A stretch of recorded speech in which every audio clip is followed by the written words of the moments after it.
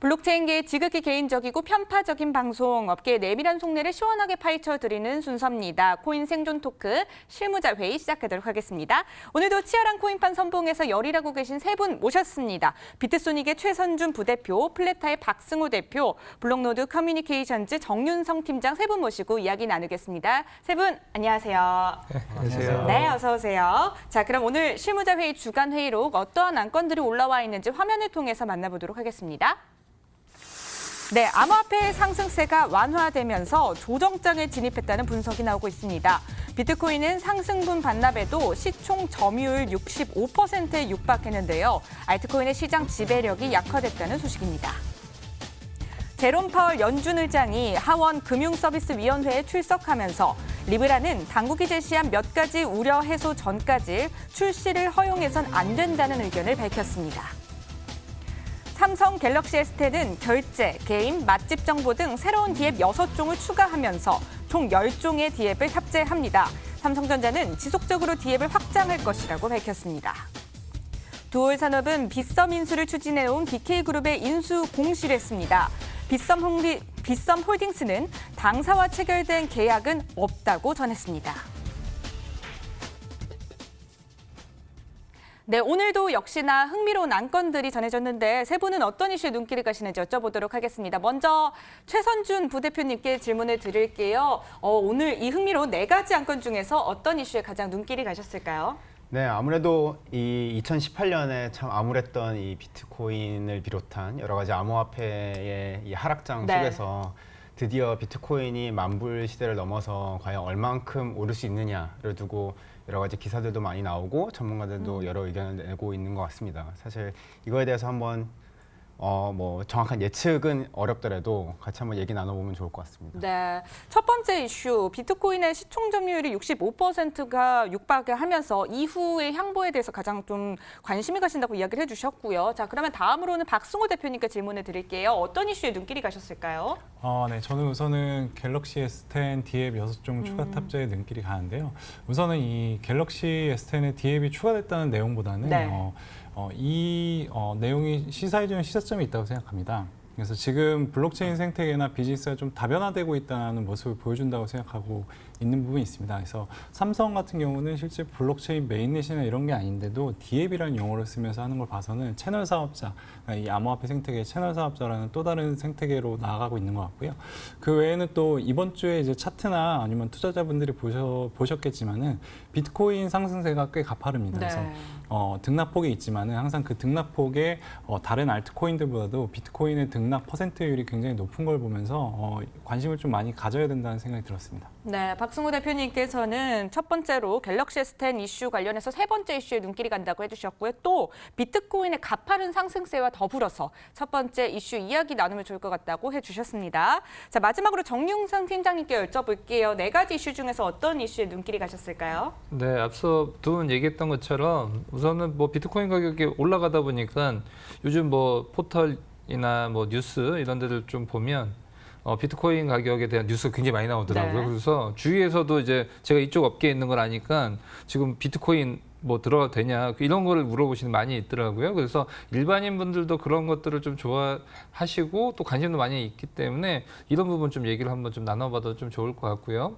두 번째는 뭐 최근 들어서 많이 올랐던 그 주식 시장이죠. 코인 시장이 아니라 이제 상장돼 있는 한국 시장을 보면 두올산업 같은 경우가 뭐 아까도 보면 뭐 점상한가, 뭐 상한가도 계속 며칠 동안 갔던 그런 모습 보여주다가 오늘 좀 밀리는 모습 보여줬는데 이 내용을 좀 보면 뭐 빗썸을 품은 BK그룹에 인수를 한다라는 그런 공시가 나왔었는데 또 빗썸 측에다 또 물어보니까 그런 부분에 대해서 계약이 체결된 바는 없다라고 좀 얘기가 나왔기 때문에 이제 코인 시장도 움직이지만 이 코인 시장을 이용해서 어떤 상장사들의 주가에 대한 그런 어떤 뭐 부양에 대한 의지 또 이것을 이용한 어떤 그런 부분도 상당히 좀 시장에서도 굉장히 좀 논란도 되고 있고 관심도도 많이 되고 있기 때문에 이런 큰 시장의 두 가지의 어떤 측면 이런 부분도 좀 관심이 많이 가고 있습니다. 네, 역시나 첫 번째 이슈 비트코인의 상승세에 더불어서 많은 시청자 여러분들이 궁금해할 만한 비트코인의 향후 행보 궁금하다 이야기해 주셨고요. 또 두올 산업 이야기해 주셨네요. 자, 세 분께서 공통적으로 또 한 가지 이슈의 눈길을 함께 두고 계십니다. 그럼 오늘의 안건 공개하도록 하겠습니다. 자, 오늘의 안건입니다. 시장 지배력 높은 비트코인. 2017년 재현될까라는 주제로 코인 생존 토크 실무자 회의 시작해 보도록 하겠습니다. 네, 비트코인 연일 화제입니다. 계속해서 뭐 오르는 듯 하더니 잠시 또 조정을 받는 듯도 하고요. 일각에서는 불마켓이다, 베어마켓이다 계속해서 이슈가 또 의견이 갈리고 있지요. 이 세 분의 의견들은 어쩐지 좀 궁금합니다. 자, 오늘 비트코인에 대해서도 심층적으로 이야기를 나눠보도록 할 텐데요. 지금이 또 조정장에 돌입한 건 아닌가 하는 이야기도 나오고 있더라고요. 현재 비트코인 많이 오르고 잠시 쉬어가는 모습 나오고 있는데 이 상황 잠시 짚어보면 좋을 것 같습니다.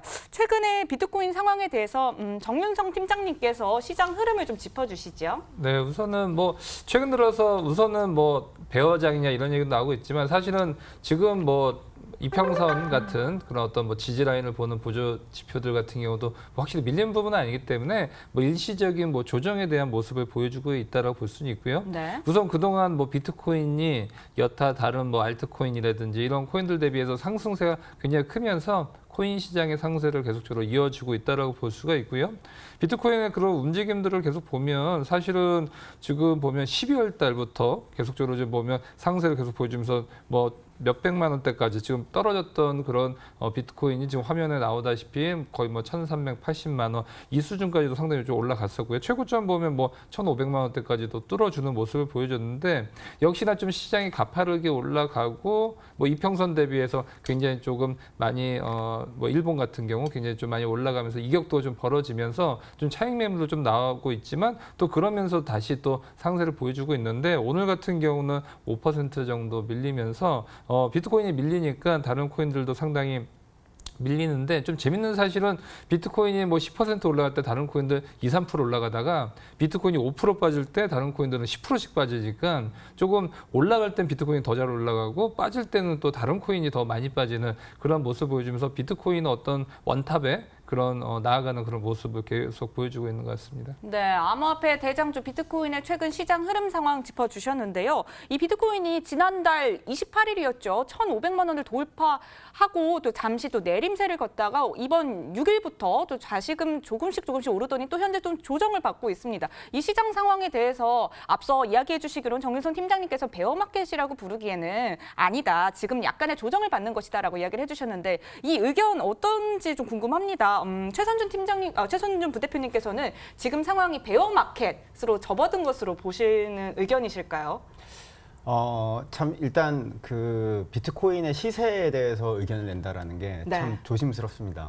예, 왜냐하면 이게 일반 증시처럼 기업들이 활동을 하고 그 기업 활동을 평가하는 것들이 지난 한 100년간 자리 잡아온 이런 시장이 아니고 네. 사실 실제로 이 비트코인이라는 것 자체가 가치 평가를 하기가 참 어려운 것이기 때문에 사실 이게 과연 이게 조정장이냐 실제로 시세가 더 오를 것이냐 내릴 것이냐라는 거를 개인적인 의견을 드릴 수는 있지만 실제로 뭐 대표에서 어떤 거를 전달해 드리기는 참 어려운 것이 사실입니다. 네. 하지만 뭐 제가 최근에 이제 그 스위스 주크라는 곳에 크립토밸리 컨퍼런스에도 다녀왔었는데 사실 그곳에서도 많은 전문가들이 예측을 합니다. 과연 비트코인이 이게 오를 것인가.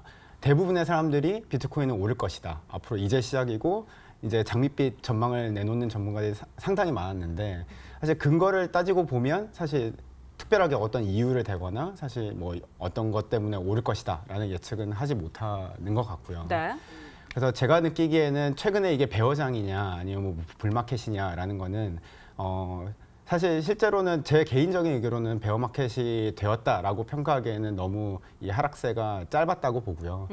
길게 보면 가치 평가를 할 수는 없지만 실제로 비트코인이 움직이는 이 시세라는 거는 그 수급 논리에 의해서 움직일 거라고 저는 봅니다. 그래서 최근에 뭐 기관 투자자들도 많이 늘어나고 있다. 또 리브라를 비롯한 여러 가지 프로젝트들이 많이 진입하고 있기 때문에 암호화폐 시장의 대표적인 비트코인을 중심으로 실제로 수요가 늘어나고 거래량이 늘어나면서 오히려 불마켓을 향해서 갈 수는 있어도 베어마켓에 진입했다라고 평가하기에는 좀 이르지 않나라는 생각이 듭니다. 네, 주식 시장과는 아무래도 다르기 때문에 지금 현재 암호화폐 시장을 뭐 예측하는데 사실 조심스러운 것이지만 오히려 베어마켓보다는 불마켓에 가깝지 않을까라고 의견을 주셨습니다. 자, 그렇다면 박승호 대표님 의견을 또 안 여쭤볼 수가 없겠죠. 현재 시장 상황 어떻게 보고 계신가요? 저도 좀 공통된 의견인데요. 지금 베어마켓이라고 부르기는 좀 어렵다고 보고요. 그리고 베어마켓이 왔을 때 분위기는 이게 뭐 비트코인 내려가느냐 올라가느냐가 아니고 뭐 암호화폐나 블록체인 자체의 비즈니스가 진행되지 않을 것이냐 말 것이냐, 이 블록체인 자체가 완전히 무너질 것이냐의 분위기였어요. 근데 네. 근래 이제 비트코인 내려갔을 때 분위기는 오히려 블록체인에 대해서 부정적인 의견은 좀 없어지는 추세거든요. 그리고 다양한 리브라나 이제 삼성 디앱 뉴스가 나왔듯이 블록체인은 당연하고 이제 어느 정도 세상에 받아들이는 분위기처럼 진행이 흘러가고 있기 때문에 베어마켓 같은 분위기까지 나오지는 않을 거라고 보고 있고요. 다만 지금 조정장이라고 저도 좀 생각이 들고 조금 기존 불장하고 조금 다른 건 기존에는 알트코인들의 상승량이 굉장히 많았고 네. 그다음에 비트코인이 어느 정도 일정 수준 오르면 알트코인들이 굉장히 이제 뒤이어서 많이 올라가는 상황들을 펼쳐졌었는데 아마 그때 당시에 불장하고는 좀 상황은 다를 거라고 저는 예측하고는 있습니다. 그렇군요. 세 분 모두 공통된 의견을 주셨네요. 베어마켓은 세 분 모두 다 동의하지 않는다고 이야기를 해주셨고 조정장을 겪고 있는 건 아닌가라고 의견 주셨습니다.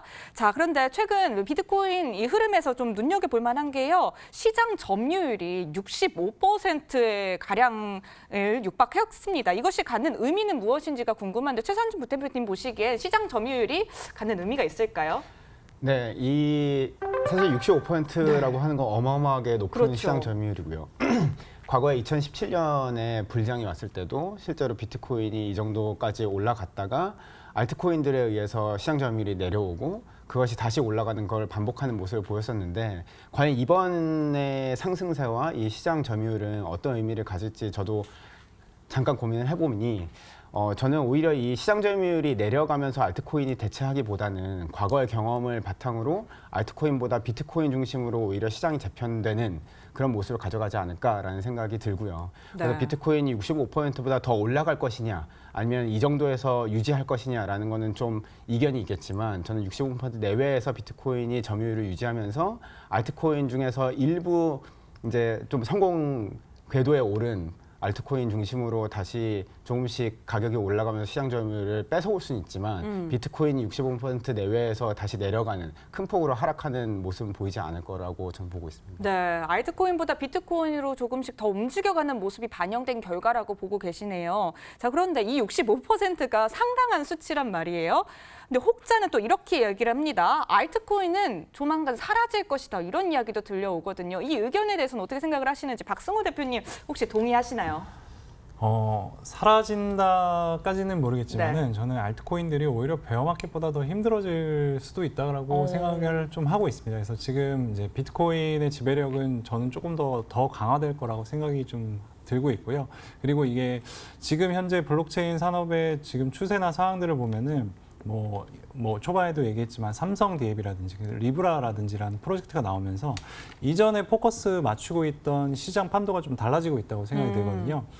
삼성 디앱 같은 경우도 살펴보면은 삼성의 블록체인을 사용하는 디앱이 아니라 다른 이미 블록체인을 사용하고 있는 디앱이 삼성 월렛의 디앱 채널에 탑재되고 있거든요. 네. 그게 굉장히 회자되고 있고 크게 뉴스가 나오고 있고 그걸 중심으로 또 이슈와 관심들이 받고 있는 걸 봐서는 지금 새로 나오는 알트코인들이나 아니면 새롭게 나오는 블록체인이 조명받기는 좀 힘들 것 같고 그다음에 뭐 내년에 이제 리브라가 실질적으로 활발하게 돌아간다면 기존에 이제 알트코인들이 나올 때는 비즈니스에 대한 그 투자금을 모집하기 위한 방향성도 있었는데 오늘 이제 제가 기사를 본 것 중에는 그 리브라 연합체 얼라이언스 중에서 그 비자가 커스터디 서비스에 크게 투자한 뉴스 나왔거든요. 네. 그렇기 때문에 이 투자금에 대한 흐름도 일반 ICO 시장이 아니라 이제는 참여하고 있는 기관들에 의해서 투자금이 커질 거기 때문에 알트코인들이 앞으로 향후 방향성이 예전보다는 좀 못할 거라고 생각합니다. 네,